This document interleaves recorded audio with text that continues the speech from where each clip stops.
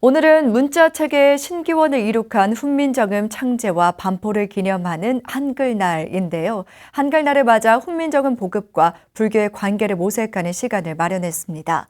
첫 순서로 최초의 국문 부처님 일대기인 석보상절에 대해 살펴보겠습니다. 이동근 기자입니다. 부처께서 3계의 높은 분이 되어 계셔서 중생을 널리 제도하시니 해아를 공과 덕은 사람들과 하늘이 내내 기리지 못하는 바이시다. 부처님 일대기와 중요 설법을 한글로 번역해 편찬한 석보상절의 서문입니다. 세종 28년인 1446년 소원왕후의 명복과 극락왕생을 염원하는 뜻에서 왕명에 의해 세조가 간행한 석보상절은 부처님의 탄생부터 출가와 깨달음, 멸도를 아우르며 기묘한 것은 자세하게, 그렇지 않은 것은 간략하게 작성된 특징을 보입니다. 특히 조선 초기 불교학의 높은 수준을 엿볼 수 있는데 국문으로 된 최초의 작품이자 유려하고 세련된 문장으로 후대의 산문과 소설 등에 커다란 영향을 끼친 것으로 학계는 보고 있습니다. 무엇보다도 훈민정음을 창제하고 나서 이 글자가 과연 제대로 만들어졌는지, 뭔가 오류는 없는지, 그러기 위해서 제일 먼저 만든 책입니다. 부처님 설법도 함께 실려 있어 기존 문헌들과 차이를 보이는데 아미타경과 약사경, 지장경 등 대승경전이 중심축을 이루고 교리와 신앙, 밀교 등 갖가지 측면과 지혜가 녹아 있어 한층 풍부하고 생동감 있는 불전 문학으로 가치를 더합니다.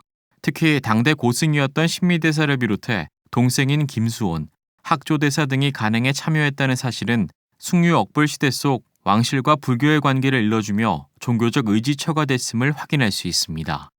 집단지성의 힘이라고 생각을 하는데 그들에 대한 연구는 지금 과연 우리가 얼마나 관심을 가지고 하고 있을까?